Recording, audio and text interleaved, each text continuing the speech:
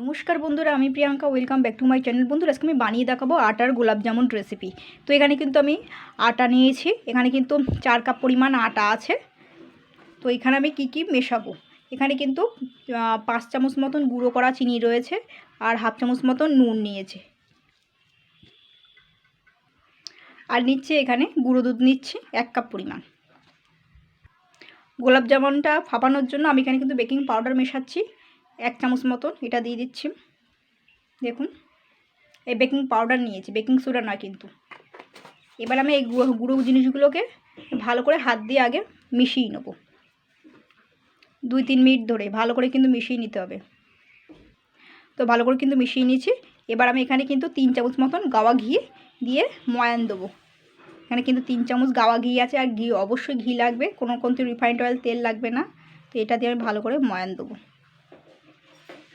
ঘিটা দিয়ে। তো বন্ধুরা, আমি কিন্তু ভালো করে ঘিটার সঙ্গে ভালো করে ময়ান দিয়ে নিয়েছি। এবার আমি অল্প অল্প জল দিয়ে একটা ডো তৈরি করব। তো তার আগে বলি, এর মধ্যে যদি আপনারা যদি মনে করেন যে এলাচ গুঁড়ো দেবেন, তো সেটাও দিতে পারেন। তো আমি এর মধ্যে একটু ভ্যানিলা ফ্লেভার দেবো।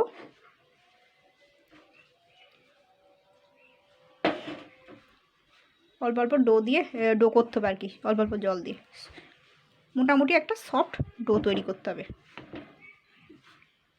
তো বন্ধুরা, আমি কিন্তু আটার এটা কিন্তু ভালো করে মেখে নিয়েছি ভালো করে চটকে চটকে।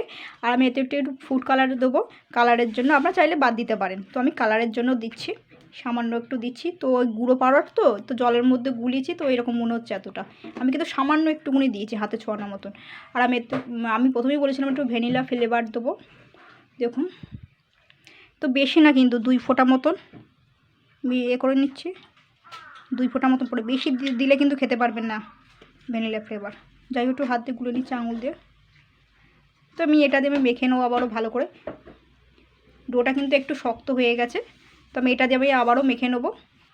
তো বন্ধুরা, দেখতে পাচ্ছেন আমি কিন্তু কালারটা দিয়ে আর ভ্যানিলা ফ্লেভারটা দিয়ে আমি মেখে নিয়েছি। তো কালারটা কিন্তু খুবই হালকা দিয়েছি, দেখতেই পাচ্ছেন, খুব হালকা কিন্তু দিয়েছি।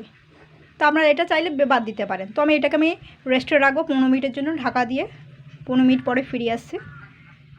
তো 15 মিনিট বন্ধুরা হয়ে গেছে, দেখুন কতটা সুন্দর, এবার পারফেক্ট হয়ে গেছে। তো এবার এটাকে আমি আরও 2-3 মিনিট আটাটাকে মথে নেব। তো এখান থেকে আমি কিন্তু এবারে গোল গোল করে বলের আকার করে নেব। একটু মথে নিতে হবে 2 মিনিট ধরে। মথে নেওয়ার পরে কিন্তু এখান থেকে আমি ছোটো ছোটো করে লেচি বার করে নেব।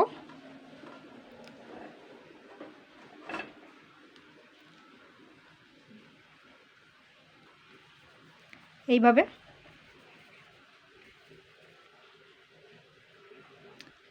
লেচিটা এমন করে করতে হবে, গায়ে কোনো ক্রাক যেন না থাকে। তো এইভাবে গোল করে নিতে হবে।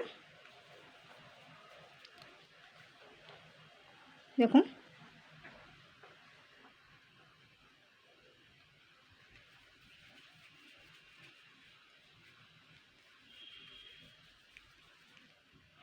তো বন্ধুরা, আমি কয়েকটা দলা করে নিয়েছি। এবার হাতে কিন্তু আমি একটুখানি ঘি মাখিয়ে নেব। দেখুন, আমি একটু হাতে ঘি মাখিয়ে নিয়েছি।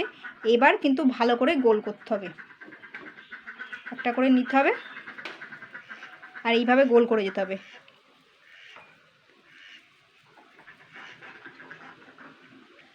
তো বন্ধুরা, আমি কিন্তু সুন্দর করে দেখুন প্লেন করে গোল করে নিয়েছি।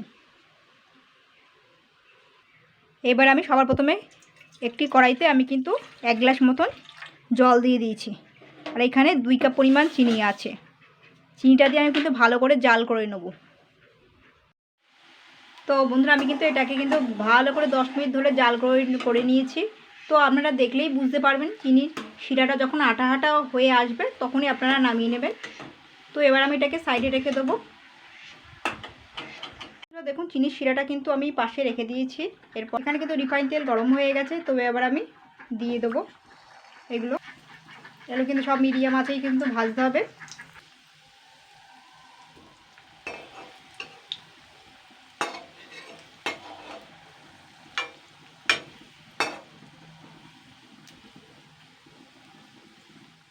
তো বন্ধুরা, দেখুন এগুলো কিন্তু সুন্দর ফ্রাই হয়ে গেছে, মানে ভাজা হয়ে গেছে। তো এবার আমি এগুলোকে তুলে নিয়ে আমি চিনির রসে দিয়ে দেবো।